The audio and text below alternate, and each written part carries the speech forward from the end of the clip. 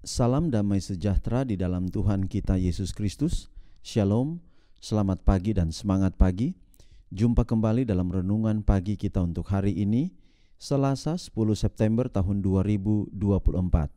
Dan pekabaran firman Tuhan kita di pagi ini dengan judul Anak Domba Allah. Sebelum kita lanjutkan, mari berdoa. Bapa di sorga, terima kasih atas semua kebaikan-Mu dalam hidup kami hingga di pagi hari ini. Kami akan mendengarkan pekabaran firman Tuhan. Biarlah firman-Mu dapat menjadi berkat di dalam kehidupan kami. Terpujilah nama Tuhan, di dalam nama Yesus kami telah berdoa. Amin. Sekali lagi pekabaran firman Tuhan kita dengan judul Anak Domba Allah. Dan ayat firman Tuhan Keluaran 12 ayat 7. Kemudian dari darahnya haruslah diambil sedikit dan dibubuhkan pada kedua tiang pintu dan pada ambang atas, pada rumah-rumah di mana orang memakannya. Sementara malaikat maut melewati Mesir, setiap keluarga orang Ibrani harus memakan anak domba yang diperintahkan dipanggang secara utuh. Domba ini harus tanpa penyakit atau cacat apapun. Itu harus dimakan dengan roti tidak beragi dan dengan sayur pahit. Ini untuk mengingatkan dalam pikiran mereka perbudakan kejam yang telah mereka derita sebagai akibat dari dosa-dosa mereka karena melupakan Allah dan melanggar perintah-perintahnya. Memakan sayuran pahit adalah untuk mengingatkan mereka bahwa mereka akan menuai buah dari segala perbuatan mereka meskipun hal itu tidak diinginkan. Memakan rempah-rempah pahit juga dimaksudkan untuk membangkitkan pertanyaan dalam pikiran anak-anak mereka tentang alasan mereka melakukan hal tersebut, dan kemudian orang tua harus menceritakan kepada mereka penderitaan mereka di Mesir dan kuasa Allah yang luar biasa dalam pembebasan mereka pada malam yang tak terlupakan itu, ketika mereka disuruh keluar dari Mesir oleh orang Mesir sendiri.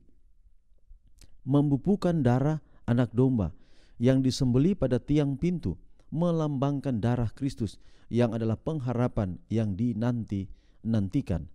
1500 tahun setelah malam ini, Yesus yang dilambangkan anak domba Paskah mati di kayu salib untuk dosa dunia. Anak domba yang tidak bercacat melambangkan anak domba Allah yang tidak bercela, tanpa noda dosa.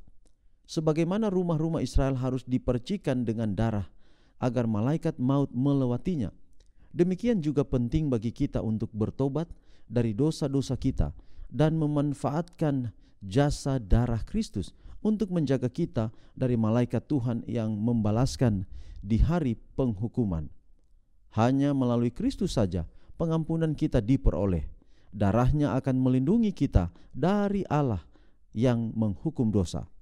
Sementara penetapan hari raya Paskah menunjuk ke belakang pada penyelamatan ajaib terhadap orang Israel, hal itu juga menunjuk ke depan, menunjuk kepada kematian anak Allah sebelum hal itu tergenapi. Dalam Paskah terakhir yang diperingati Tuhan kita bersama murid-muridnya, Dia menetapkan perjamuan kudus sebagai pengganti Paskah untuk diperingati dalam mengenang kematiannya. Mereka tidak lagi membutuhkan Paskah karena Dia yang dilambangkan sebagai anak domba yang agung, siap dikorbankan untuk dosa dunia. Lambang bertemu dengan yang dilambangkan dalam kematian Kristus.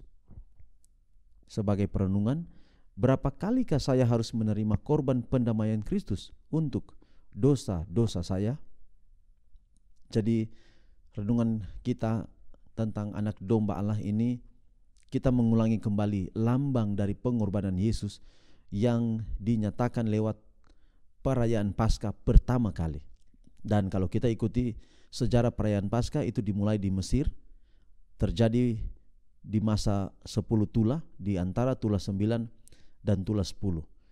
Tula 9 gelap gulita, tula 10 anak sulung mati, tetapi sebelum anak-anak sulung Israel mati karena mereka juga kena dengan tula itu, mereka harus diproteksi. Dan proteksinya adalah setiap pintu-pintu rumah Israel dibubuhkan dengan 3 tanda darah atau 3 titik tanda darah, kedua tiang pintu dan atas ambang.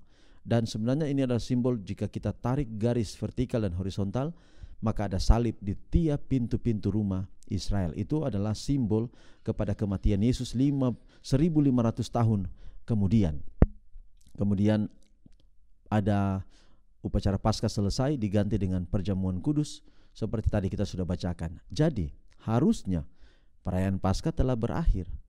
Dan kalau sampai hari ini orang Kristen masih merayakan Paskah karena di kalender ada perayaan Paskah, maka itu tidak alkitabiah, tidak sesuai dengan apa yang Alkitab ajarkan. Kenapa? Karena harusnya Paskah itu harus ada pengorbanan domba, kecuali itu secara rohani. Karena secara rohani juga Yesus telah menghentikan Paskah itu dengan upacara perjamuan yang kudus. Tapi itu perlu penjelasan dalam keterangan atau dalam waktu lain. Sebelumnya saya sudah membahas tentang itu. Tapi pelajaran yang penting di sini adalah Yesus berkorban untuk kita sebagai domba Paskah. Darahnya tercurah untuk menghapus dosa-dosa kita. Hari ini kita dipanggil, mari.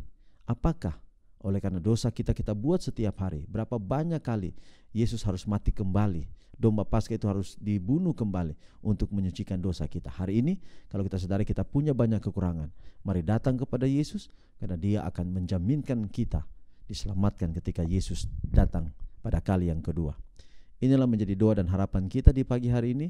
Sampai jumpa pada renungan kita pada besok hari. Untuk mengakhirinya, mari kita berdoa. Bapa di sorga, terima kasih pekabaran yang indah hari ini. Kiranya dapat menjadi berkat besar dalam hidup kami. Berkati kami hari ini, dan biarlah renungan ini akan menjadi kekuatan dalam hidup kami. Terpuji nama Tuhan, dalam nama Yesus kami berdoa. Amin.